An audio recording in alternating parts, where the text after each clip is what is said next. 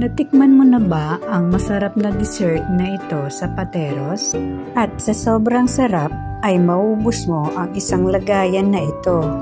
At pwede mo pa itong pangnegosyo. At ito na ang mga bidang sangkap.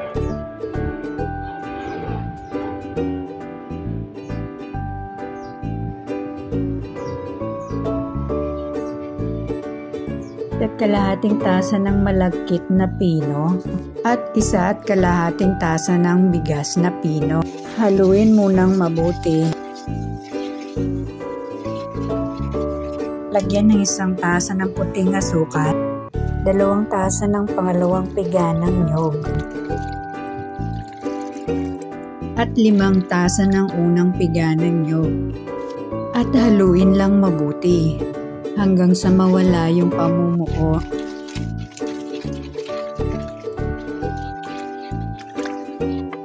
Lagyan ng 1 kutsaritang ubi flavor. Pwede rin namang wala kung ayaw ng ubi flavor. Pwede namang puti lang siya.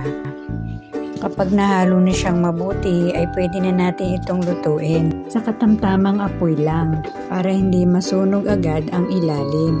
Lutuin ito ng mga kalahating oras o hanggang sa lumapot.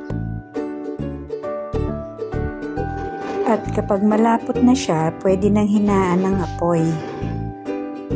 At ituloy pa ang paghalo. At mapansin mo, kapag hindi na siya dumidikit sa kawali, ay luto na ito. At ganito siya kalapot at napakapino ng ating pagkaluto. At isalin na ito sa ating mga pan.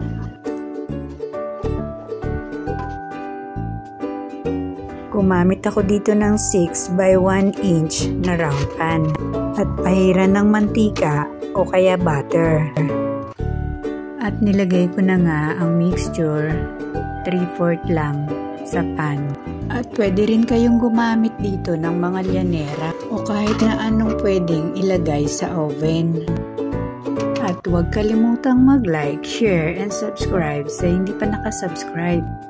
I-click ang notification bell para maabisuhan ng susunod pang mga video. At itabi muna natin ito habang niluluto ang topping.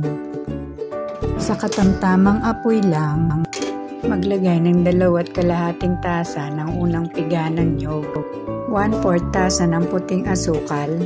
Haluin hanggang sa matunaw ang asukal. Pakuluan ng mga 6 hanggang 8 minuto. Pagkalipas ng 6 na minuto, ay pwede nang patayin ang apoy at ilagay na sa taas ng inutak.